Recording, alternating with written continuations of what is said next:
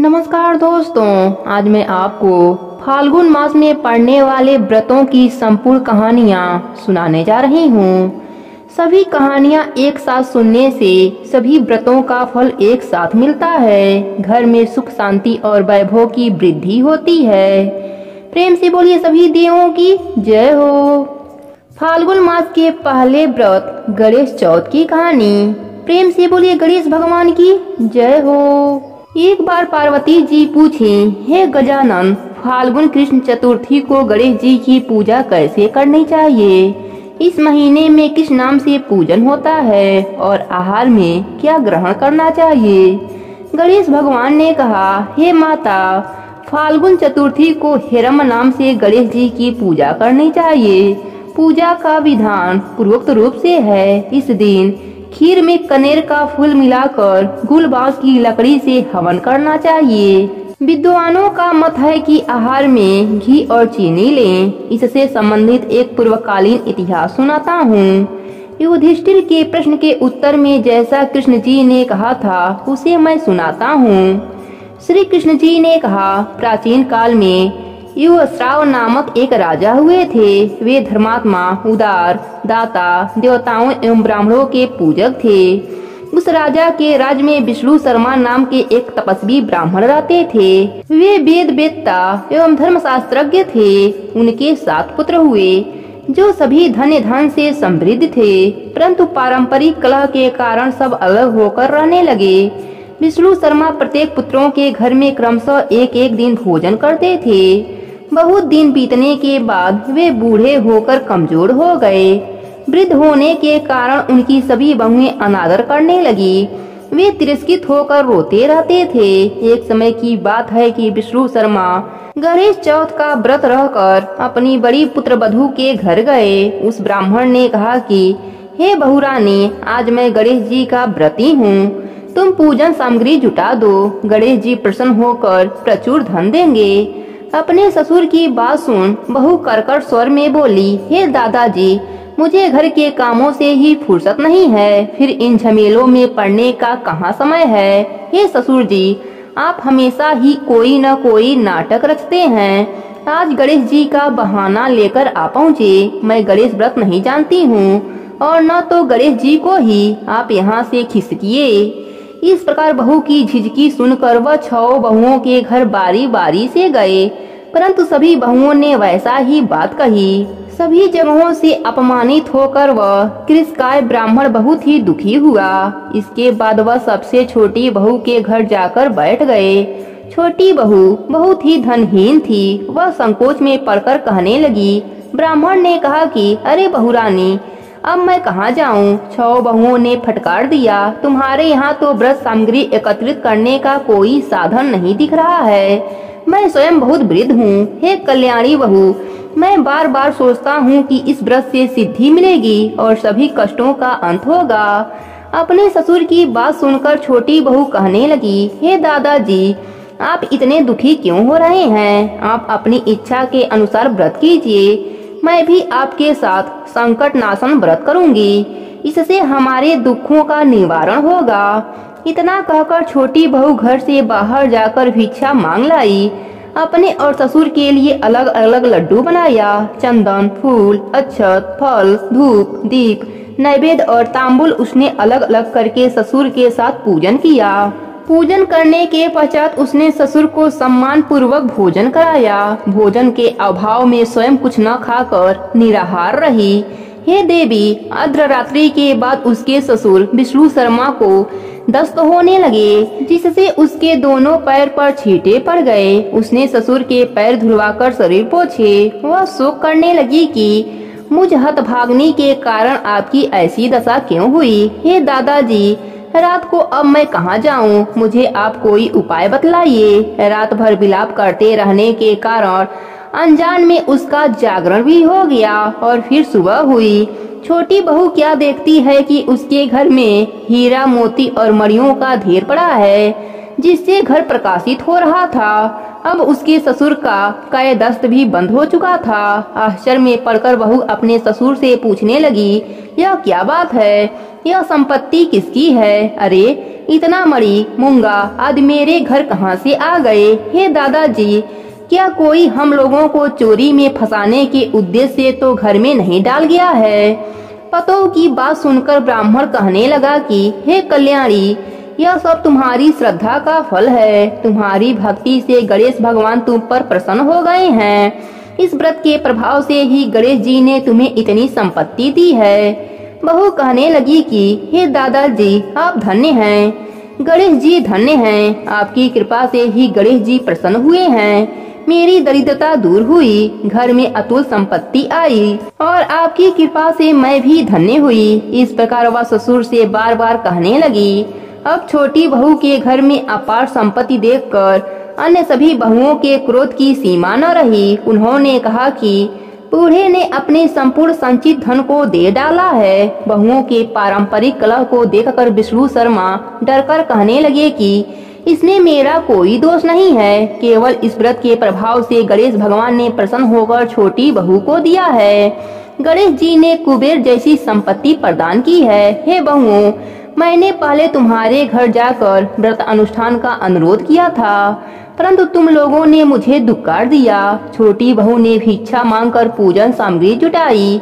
इसके करने से गणेश जी ने प्रसन्न होकर संपत्ति प्रदान की है। गणेश जी कहते हैं कि हे गिरजा राजकुमारी, इस ब्राह्मण के 6 पुत्र दरिद्र, रोगी और दुखी हो गए। केवल छोटा पुत्र ही इंद्र के समान भाग्यशाली बन बैठा। वे 6 आपस में होड़ करते हुए फाल्गुन कृष्ण गणेश चतुर्थी व्रत करने लगे। इस व्रत के करने से वे सब भी क्रमशः धनवान बनते गए। इसी प्रकार दूसरे लोग भी जो इस व्रत को करेंगे, उनका घर भी धनी धन से भरा पूरा रहेगा। श्री कृष्ण जी कहते हैं कि हे पुरुषोत्तम युधिष्ठिर, गणेश चतुर्थी व्रत के प्रभाव से राज्य की कामना करने वालों को राज्य की प्राप्ति होती है। इसलिए हे राजन, आप भी इस व्रत को शीघ्र ही कीजिए। फलस्वरूप आप कष्टों से छूटकर राज्य का सुख भोग करने लगेंगे। श्री कृष्ण जी के मुख से इस कथा को सुनकर युधिष्ठिर बहुत प्रसन्न हुए और व्रत करके गणेश जी की कृपा से अखंड राज्य के अधिकारी हुए। हे गणेश जी महाराज, जैसे आपने छोटी बहू पर कृपा करी, वैसे ही अपने सभी भक्तों पर अपनी कृपा बनाए रखना। कहानी अधूरी हो तो पूरी करना, पूरी हो तो मान रखना। प्रेम से बोले गणेश भगवान की जय हो। फाल्गुन मास के दूसरे व्रत सीता अष्टमी की कहानी। प्रेम से बोले सीता माता की जय हो। राम आए, लक्ष्मण आए, देश के पुजारी आए, नितनेम का नेम लाए। आओ राम, बैठो राम, माखन मिश्री खाओ राम, दूध बतासा पियो राम, सूत के पल का पोटो राम, साल दुसारा ओढ़ो राम, राम सवारे सबके काम, खाली घर भंडार भरेंगे, सबका बेड़ा पार करेंगे। जय श्री राम, जय श्री राम। सीता माता कहानी कहा करती थी, श्री राम सुना करते थे। एक दिन भगवान राम को किसी काम से बाहर जाना पड़ा। सीता माता कहने लगी कि भगवंत, मेरा तो 12 वर्ष का नित नेम है, मैं अपनी कहानी किसे सुनाऊंगी? भगवान बोले, ऐसा करो, कुएं के पाल पर जाकर बैठ जाओ, औरतें पानी भरने आएंगी, तेरी कहानी सुन लेंगी। सीता माता कुएं पर जाकर बैठ गईं। एक बहू आई, रेशम जरी की साड़ी पहन रखी थी और सोने का घड़ा ले रखा था। सीता मैया बोली, बहन, मेरा 12 वर्ष का नित नेम सुन लो। बहू बोली, मैं अगर आपका नित नियम सुनूंगी तो मुझे बहुत देरी हो जाएगी, घर में सास लड़ेगी। उसने कहानी नहीं सुनी। घर आई तो रेशम जड़ी की साड़ी फट गई, सोने का घड़ा मिट्टी का हो गया। सास बोली, बहू किसका दोष सिर लेके आई है? बहू बोली, माँ जी, दोष किया। कुएं पर एक औरत बैठी थी, कह रही थी मेरी कहानी सुन ले, मैंने नहीं सुनी तो ऐसा हो गया। अगले दिन सास वही साड़ी पहन कर गई और वही घड़ा लेकर गई। सीता माता बैठी पाई। उन्होंने कहा, मेरी कहानी सुन ले बहन। सास बोली, बहन, मैं आपकी कहानी 4 बार सुनूंगी। सीता माता ने कहानी कहा, सास ने कहानी सुना। सास जब घर गई तो उसकी फटी साड़ी रेशम जैसी हो गई, सोने का घड़ा हो गया। बहू कहने लगी, सासू जी, तू कैसे सब सही कर आई? सास बोली, जो तू दोष लगाकर आई थी मैं दोष उतार आई। बहू ने पूछा, ऐसी वह कौन थी? सास बोली, वह सीता माता थी, पुराने से नया कर देती हैं, खाली घर भंडार भर देती हैं, लक्ष्मी जी का वास कर देती हैं और जो कुछ इच्छा हो उसे पूरा कर देती हैं। बहू ने कहा, अच्छा ऐसी कहानी मुझे भी सुना दो। सास बोली, ले भाई तू भी सुन ले। राम आए, लक्ष्मण आए, देश के पुजारी आए। बहू कहने लगी, सासू जी कहानी तो बहुत अच्छी है। सास बोली, बहू रोज कह लिया करेंगे। एक दिन उनकी पड़ोसन आई, बोली, बहन जरा आँच दे दे। सास कहने लगी, अभी हमने आँच नहीं जलाई। वह बोली, तू 4 बजे से उठकर क्या कर रही हो? वह दोनों बोले, हम नहाए धोए, पूजा पाठ करे और सीता माता की कहानी कही। वह बोली, इससे क्या होता है? सास बोली, सीता माता की कहानी कहने से अटूट भंडार भरते हैं, सारे कार्य सिद्ध हो जाते हैं। पड़ोसन बोली, ऐसी कहानी तो मुझे भी सुना दे। सास बोली, ले भाई तू भी सुन ले। राम आए, लक्ष्मण आए, देश के पुजारी आए। पड़ोसन कहने लगी, बहन कहानी तो मुझे बहुत अच्छी लगी। अब पड़ोसन भी नित्य से सीता माता की कहानी कहने लगी। सीता माता ने उसकी भी भंडार भर दिया।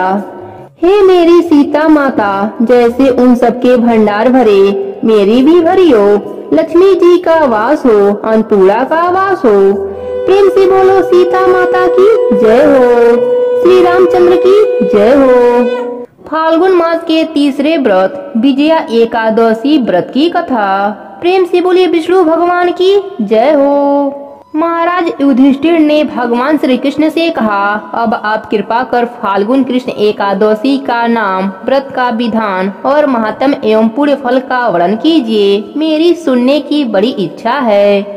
महाराज युधिष्ठिर के ऐसे वचन सुन भगवान श्री कृष्ण बोले, राजन इस एकादशी का नाम विजया है और यह निसंदेह ही विजय को देने वाली है। जो प्रश्न आज तुमने मुझसे किया है, यही प्रश्न इससे अनेक काल पूर्व नारद जी ने ब्रह्मा जी से किया था। तब उन्होंने कृपा करके जो अनुपम चरित्र नारद जी को सुनाया था, वही मैं तुझे सुना रहा हूँ। भगवान श्री राम 14 वर्ष के लिए वनवास की आज्ञा सिरोधार्य कर वन में जा गोदावरी के किनारे पंचवटी में निवास किए।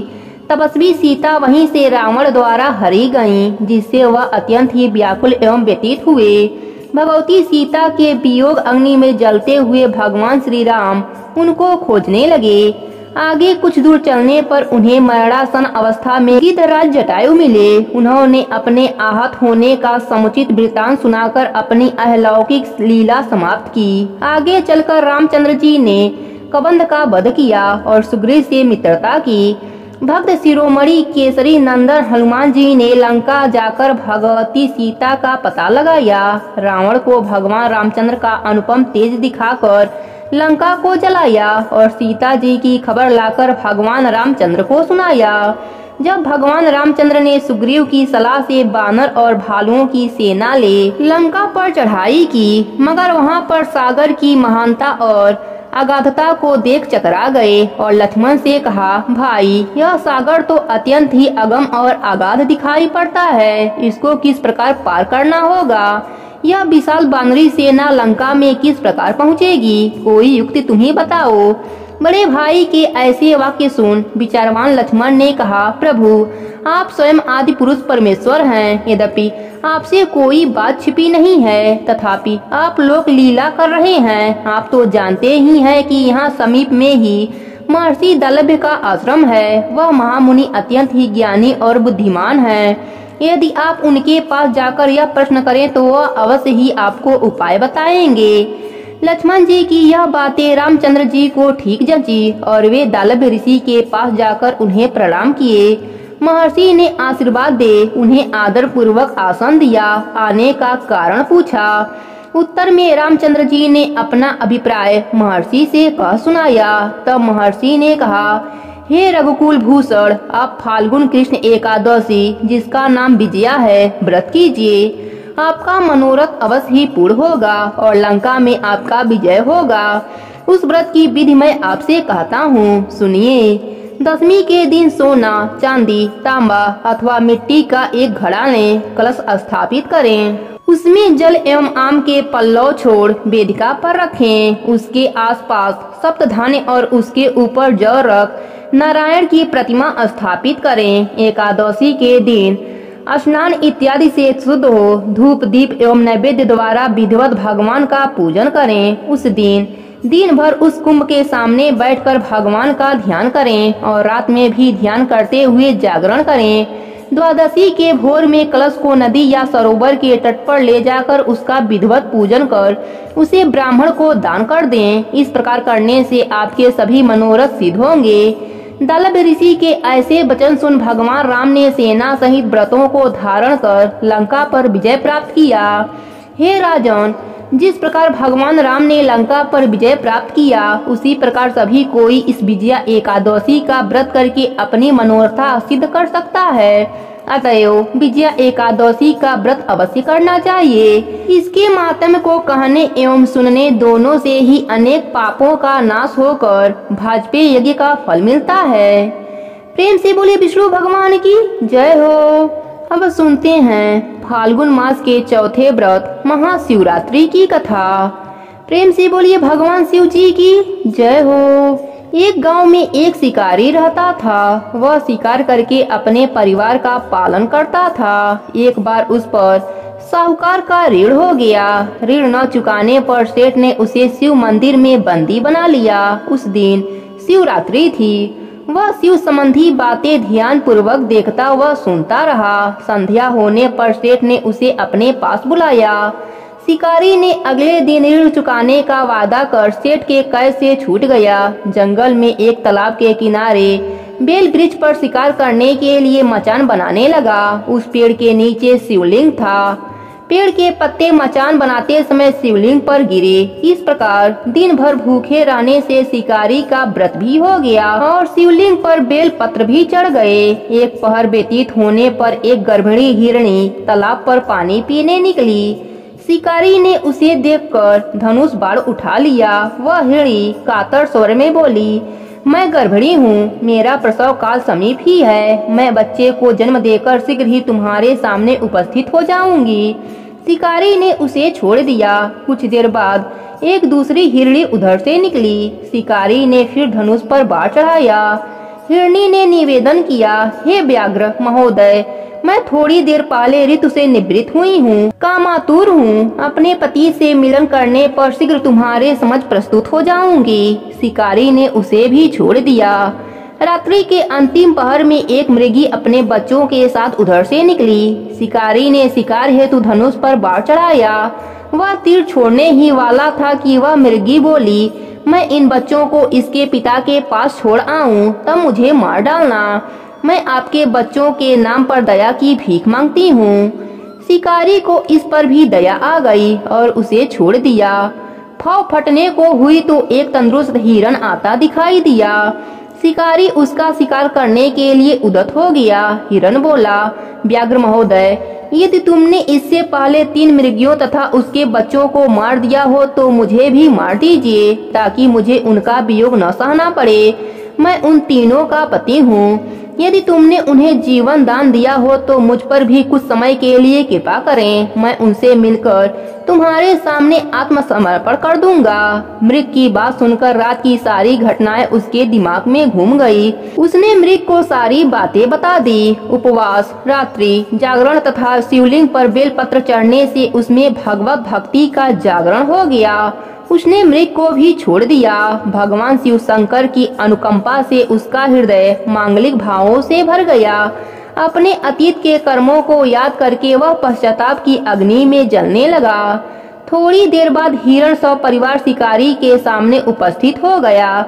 जंगली पशुओं की सत्य प्रियता, सात्विकता एवं सामूहिक प्रेम भावना को देखकर उसे बड़ी ग्लानि हुई। उसके नेत्रों से आंसुओं की झड़ी लग गई। उसने हिरण परिवार को मुक्त कर दिया। देवता इस घटना को देख रहे थे। उन्होंने आकाश से उस पर पुष्प वर्षा की। भगवान शिव जी की कृपा से शिकारी शिवलोक को प्राप्त हुआ। प्रेम से बोलिए भगवान शिव जी की जय हो। अब सुनते हैं फाल्गुन मास के 5वें व्रत सोमवती अमावस्या की कथा।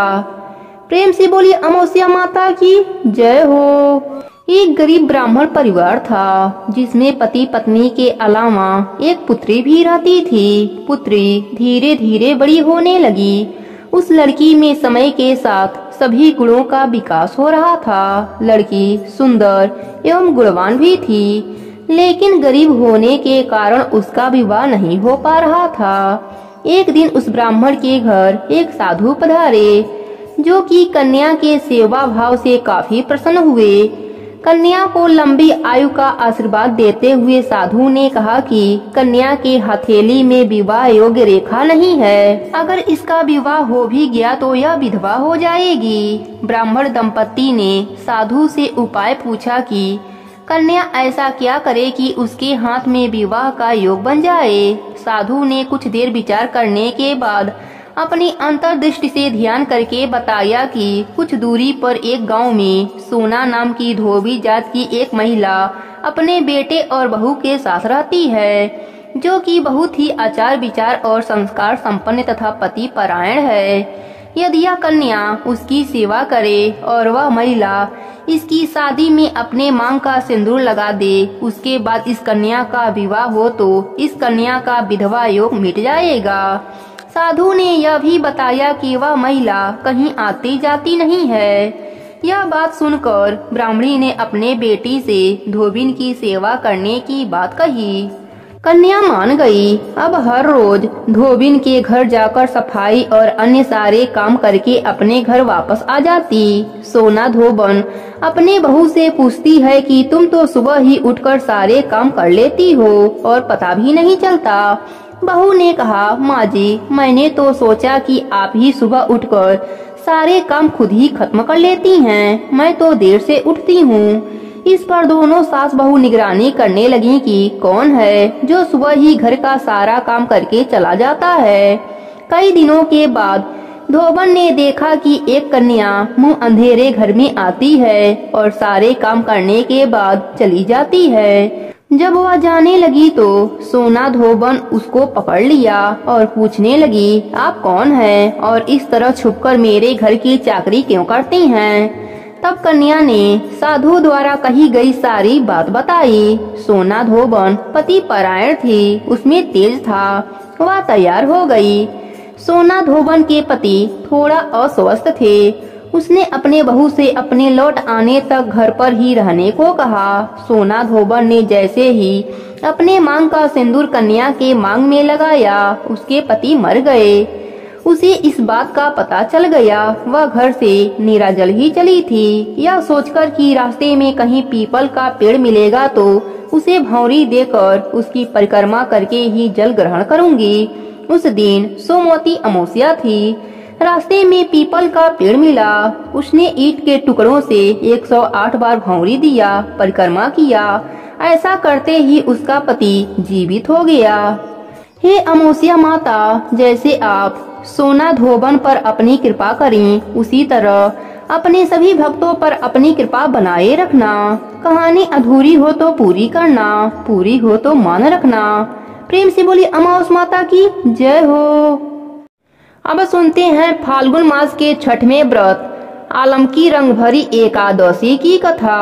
प्रेम से बोलिए विष्णु भगवान की जय हो। एक समय अयोध्या नरेश महाराज मंधाता ने अपने गुरु महर्षि वशिष्ठ जी से पूछा, भगवान, कोई अत्यंत उत्तम और अनुपम फल देने वाले व्रत के इतिहास का वर्णन कीजिए, जिसके सुनने से मेरा कल्याण हो। महर्षि वशिष्ठ जी ने कहा, राजन, हम आपके सम्मुख आलमकी नामक एकादशी के व्रत का महात्म्य वर्णन करते हैं। ध्यान पूर्वक सुनो। प्राचीन काल में एक वैदिक नाम का नगर था। वहाँ के राजा चंद्रवंशागत महाराज चित्ररथ थे, जो परम वैष्णव नारायण के अनन्य भक्त थे। उनके राज्य की सारी प्रजा प्रत्येक मास की समस्त एकादशियों का व्रत और नियम विधिवत करती थी।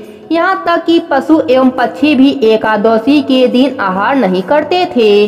इस प्रकार महाराज चित्ररथ धर्म और न्याय युक्त राज्य करके अपनी प्रजा की सेवा करते थे। एक समय की बात है कि महाराज चित्ररथ अपनी सारी प्रजा सहित फाल्गुन शुक्ल आलमकी नाम की एकादशी के व्रत का उद्यापन करने के निमित्त ग्राम के बाहर उपवन में एक सरोवर के किनारे कुंभ स्थापित कर छत्र उपनास पंचरत्न गंध धूप दीप और नैवेद्य से धात्री का पूजन करने लगे। कहा, हे जगद्देव, हे रेणुकानंदन, हे आलमके के छाया में उपस्थित, हे भुक्ति एवं मुक्तिदाता, आपको कोटि कोटि नमस्कार है। हे ब्रह्मा से उत्पन्न धात्री, हे सर्व पापों के नाश करने वाली धात्री, तुमको नमस्कार है। हे देवी, तुम मेरे अर्ध को ग्रहण करो और पापों को नष्ट करो। इस प्रकार राजा अपनी प्रजा सहित जागरण करता रहा। दैव योग से एक महाअधम व्याघ्र भी जो वन में मार्ग भूल गया था, दिन भर का प्यासा एवं थका हुआ वहां आ पहुंचा और वह भी आश्चर्यचकित दृष्टि से वहां का प्रत्येक दृष्टि देखने लगा। और उस रात वह भी अपनी भूख प्यास भूल भगवान की कथा सुनता रहा। यद्यपि उस व्याघ्र का कार्य पाप कर्म एवं हिंसा ही करना था, तथापि उस दिन उसने प्रेम पूर्वक भगवान की पूजा देखी। दूसरे दिन प्रातः काल व्रत का पारायण कर सभी लोग अपने अपने घर गए। वहाँ व्याघ्र भी प्रशंसा पूर्वक घर गया। कुछ दिन बाद जब वह व्याघ्र मरा तो उस अज्ञात व्रत के पुण्य फल से उसने जयंती नगरी में राजा विदुरथ के घर पुत्र होकर जन्म लिया और उसका नाम वसुरथ पड़ा। पिता के मरने के बाद वसुरथ ही उस नगरी का स्वामी हुआ और अत्यंत न्याय पूर्वक धर्म संयुक्त राज्य करने लगा।